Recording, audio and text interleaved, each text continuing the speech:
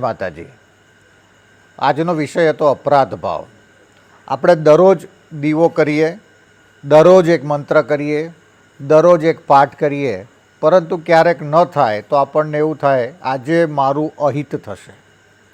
એટલે કે દરરોજ માળા કરતા હોઈએ અને એક દિવસ માળા ન થાય તો આપણને એવું લાગે કે ભગવાન મને પાપ કરશે. તો ભગવાન જોડે કોઈ મીટર નથી, કોઈ ફૂટપટ્ટી નથી, એની જોડે કોઈ કેલ્ક્યુલેશન જ નથી.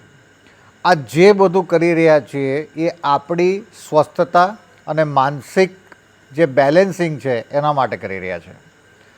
એટલે કે તમે મંદિરમાં આ ગોઠવ્યું, આ કર્યું, એના લીધે તમને જો કોઈ તકલીફ પડતી હોય તો એ મંદિરનો વાંક નથી. અને ભારતમાં એવું જ થઈ રહ્યું છે.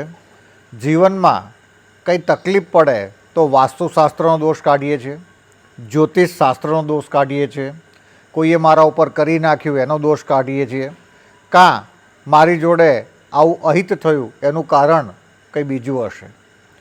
પરંતુ કોરોનામાં આપણે જોઈએ કે કોરોનામાં જે દરરોજ મંદિરને ધજા ચડતી હતી કે અખંડ ધૂન ચાલતી હતી એ પણ બંધ થઈ ગઈ હતી.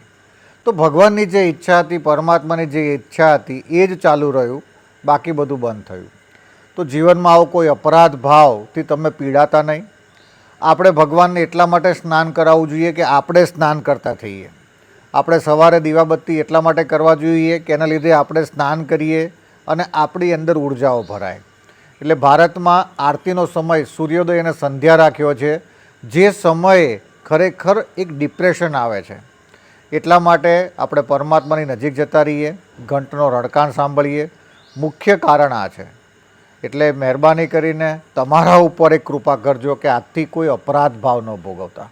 અસ્તુ. વંદે ગો માતરમ. વિરલ બાપુ. મોજ.